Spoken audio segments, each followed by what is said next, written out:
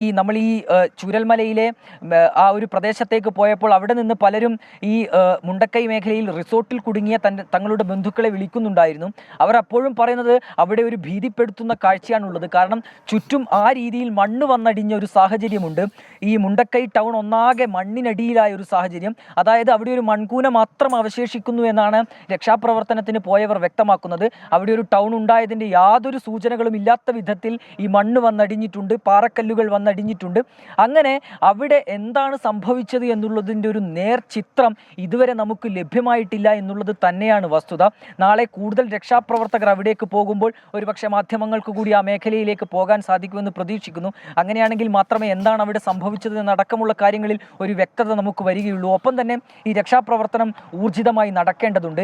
ഇനി ആരെങ്കിലും ആ രീതിയിൽ അവിടെ കുടുങ്ങിക്കിടപ്പുണ്ടെങ്കിൽ അവരെ പുറത്തെത്തിക്കാനുള്ള നടപടികൾക്ക് അതിന് വേഗം കൂട്ടേണ്ടതുണ്ട്, അത് ഊർജിതമാക്കേണ്ടതുണ്ട്.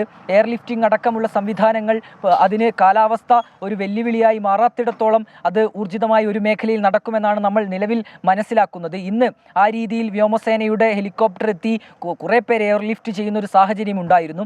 ഒപ്പം തന്നെ ഈ റോപ്പ് വേ ഉപയോഗിച്ചും താൽക്കാലികമായ പാലം ഉപയോഗിച്ചുമൊക്കെ നിരവധി പേരെ മുണ്ടക്കൈയിൽ നിന്ന് ചൂരൽമല മേഖലയിലേക്ക് എത്തിച്ചിട്ടുണ്ട്, രക്ഷപ്പെടുത്തിയിട്ടുണ്ട്.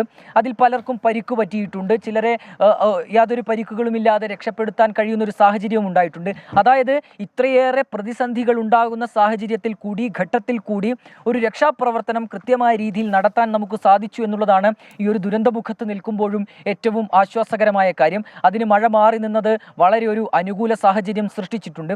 ഈ കോടമഞ്ഞ് ഉൾപ്പെടെയുള്ള പ്രതികൂല ഘടകങ്ങൾ അവിടെ ഉണ്ടായിരുന്നു. പക്ഷേ നാളെ നമ്മൾ പ്രതീക്ഷിക്കുന്നത്, നാളെ അതിരാവിലെ തന്നെ ഈ ഒരു രക്ഷാപ്രവർത്തനം ആരംഭിക്കുന്നു. ഏതാണ്ട് 7 മണിയോടുകൂടി തന്നെ രക്ഷാപ്രവർത്തനത്തിനൊരു തുടക്കമാകുന്നു. അവിടെ ഈ നിലവിൽ ഈ രീതിയിലുള്ള പ്രതികൂല ഘടകങ്ങൾ ഒന്നുമില്ലെങ്കിൽ വളരെ പെട്ടെന്ന് തന്നെ കൂടുതൽ പേർ അവിടെ കുടുങ്ങിയിട്ടുണ്ടെങ്കിൽ അവരെ കണ്ടെത്തുക, അവരെ തിരിച്ചെത്തിക്കുക എന്നുള്ളതിന് തന്നെയാകും പ്രഥമ പരിഗണന നൽകുക. നേരത്തെ പറഞ്ഞതുപോലെ ഈ മണ്ണിനടിയിൽ ആരെങ്കിലും ഒക്കെ കുടുങ്ങിക്കിടപ്പുണ്ടോ എന്നുള്ള കാര്യം കൂടി നോക്കേണ്ടതുണ്ട്. അതിനാവശ്യമായ സംവിധാനങ്ങൾ, ഈ മണ്ണുമാറ്റുന്നതടക്കമുള്ള കാര്യങ്ങൾക്ക് വേണ്ട സംവിധാനങ്ങൾ ഈ മുണ്ടക്കൈ മേഖലയിലേക്ക് എത്തിക്കേണ്ടതുണ്ട്. അതിനും ഏതൊക്കെ രീതിയിലുള്ള സജ്ജീകരണങ്ങളാണ് നിലവിൽ സൈന്യം ഉൾപ്പെടെ ആലോചിക്കുന്നത് എന്നുള്ളതാണ് നമ്മൾ നോക്കുന്ന കാര്യം.